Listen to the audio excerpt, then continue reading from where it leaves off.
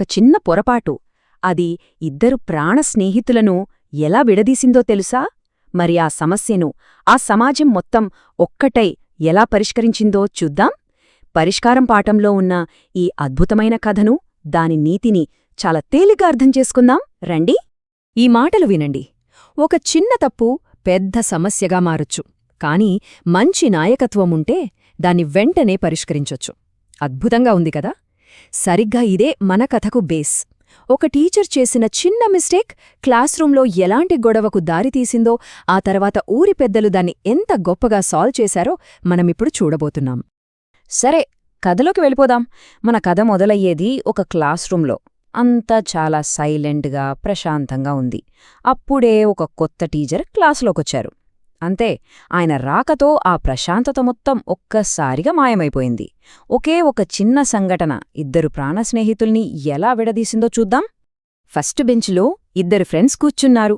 ఒకరు అబ్దుల్ కలాం, మరొకరు రామనాథన్. వాళ్ళిద్దరూ బెస్ట్ ఫ్రెండ్స్.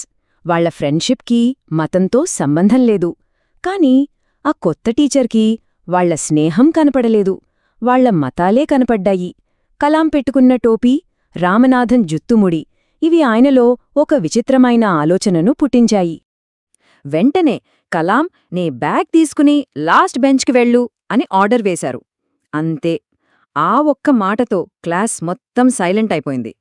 కలాంకి చాలా అవమానంగా అనిపించింది. మరోపక్క రామనాథన్కైతే తన ఫ్రెండ్ని దూరం చేస్తున్నారని గుండె బరువెక్కిపోయింది. ఇది చూడండి, నేను వెనక్కి నడుస్తున్నప్పుడు అతని పెద్ద కళ్లల్లో నీళ్లు నిండటం నాకు ఇప్పటికీ గుర్తే. ఈ మాటలన్నది స్వయంగా కలాంగారే. అంటే చూడండి, కలాంకి అవమానం జరిగితే బాధపడింది రామనాథన్. అతని కళ్లల్లో నీళ్లొచ్చాయంటే వాళ్ల ఫ్రెండ్షిప్ ఎంత గొప్పదో, ఎంత స్వచ్ఛమైనదో మనం అర్థం చేసుకోవచ్చు. కాని వాళ్ళిద్దరూ చిన్నపిల్లలే అయినా జరిగిన అన్యాయాన్ని ఊరికే వదిలేయలేదు. సైలెంట్గా ఉంటే తప్పు ఒప్పుకున్నట్లే అవుతుందని వాళ్లకు తెలుసు. అందుకే ఆ రోజు సాయంత్రం వాళ్లు తీసుకున్న ఒక నిర్ణయం ఆ ఊరిలో ఒక పెద్ద మార్పుకు కారణమైంది.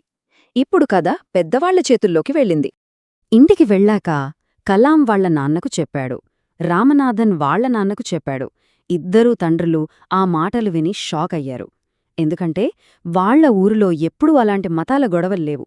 అందరూ కలిసిమెలిసి ఉంటారు.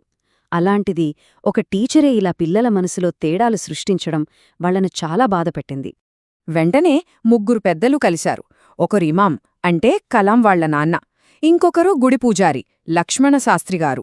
మూడో వ్యక్తి చర్చ్ ఫాదర్ బోడెల్. చూడండి, ముగ్గురు మూడు వేర్వేరు మతాలకు చెందినవాళ్లు.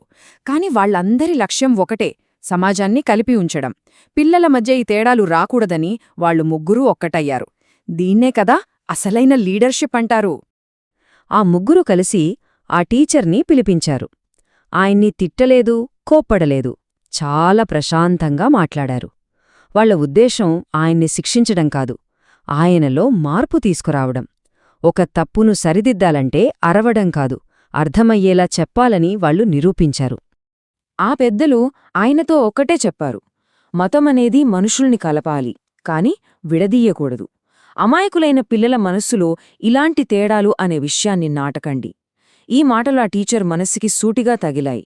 ఇది జస్ట్ ఒక సలహా కాదు, ఒక రకంగా చెప్పాలంటే ఒక వార్నింగ్.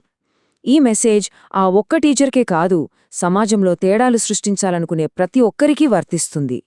ఆ పెద్దల మాటలు చాలా ప్రభావవంతంగా పనిచేశాయి. మెల్లమెల్లగా ఆ టీచర్కి తన తప్పు ఏంటో అర్థం కావడం మొదలైంది. వాళ్ల మంచి మాటలు ఆయన ఆలోచనల్లో ఉన్న తప్పును సరిచేశాయి. ఇక మార్పు మొదలవబోతోంది. ఆ టీచర్ తన తప్పును ఒప్పుకున్నాడు. తను ఆలోచించకుండా ప్రవర్తించానని, దానివల్ల ఎంత నష్టం జరుగుతుందో రియలైజ్ అయ్యానని చెప్పాడు. తప్పు చేశానని ఒప్పుకోవడమే మార్పుకు ఫస్ట్ స్టెప్ కదా. ఆయన ఆ స్టెప్ తీసుకోవడానికి రెడీ అయ్యాడు. ఇచ్చిన మాట ప్రకారం ఆయన తనను తాను మార్చుకున్నాడు. నెక్స్ట్ డే క్లాస్రూంలో సీన్ మొత్తం మారిపోయింది. కలాం మళ్లీ తన ఫ్రెండ్ రామనాథన్ పక్కనే కూర్చున్నాడు. వాళ్ళిద్దరి నవ్వులతో క్లాస్ అంతా మళ్లీ హ్యాపీగా అయిపోయింది. సో ఒక తప్పు సరిదిద్దబడింది. ఫైనల్గా ఫ్రెండ్షిప్ గెలిచింది. సరే, ఇంత మంచి కథ విన్నాం కదా, మరి దీనివల్ల మనకు తెలిసే నీతి ఏంటి? ముఖ్యంగా ఎగ్జామ్స్లో మంచి మార్క్స్ తెచ్చుకోవాలంటే ఏ పాయింట్స్ గుర్తుపెట్టుకోవాలి? రండి, ఈ లెసన్ సమ్మరీని క్విక్గా చూసేద్దాం. చూడండి, ఈ 4 పాయింట్స్ చాలా ముఖ్యం. 1. క్లాస్లో ఏం జరిగింది అంటే కలాంని వెనక్కి పంపడం. 2.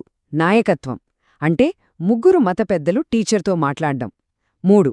పరిష్కారం అంటే టీచర్ తన తప్పును సరిదిద్దుకోవడం. 4. ఫైనల్ మెసేజ్ అంటే ఐకమత్యమే బలం అని తెలుసుకోవడం. ఈ 4 స్టెప్స్ గుర్తుపెట్టుకుంటే ఎగ్జామ్లో ఎలాంటి క్వెశ్చనొచ్చినా ఈజీగా ఆన్సర్ చేయొచ్చు. ఈ కథ నుంచి మనం నేర్చుకోవాల్సిన ముఖ్యమైన విషయమేంటంటే మతం అనేది మనుషుల్ని కలపాలి, విడదీయకూడదు. పెద్దలు, నాయకులు అనేవాళ్లు ఎక్కడైనా అన్యాయం జరిగితే దాన్ని వెంటనే సరిదిద్దాలి. అండ్ ఫైనల్గా ఒక సమాజం బలంగా ఉండాలంటే అందరూ కలిసికట్టుగా ఉండాలి. ఈ 3 పాయింట్స్ కేవలం ఈ పాఠానికే కాదు, మన జీవితానికి కూడా చాలా అవసరం. చివరగా ఈ మాట గుర్తుంచుకోండి, సమాజంలో తప్పు జరిగినప్పుడు దాన్ని ధైర్యంగా సరిదిద్దాలి. ఐకమత్యమే సమాజానికి గొప్ప బలం. ఈ స్ఫూర్తిని మనం కూడా తీసుకుందాం. ఒకవేళ మన చుట్టూ ఇలాంటిదేదైనా జరిగితే మనం కూడా ఆ ఊరి పెద్దల్లా ధైర్యంగా నిలబడతామా? ఒక్కసారి ఆలోచించండి.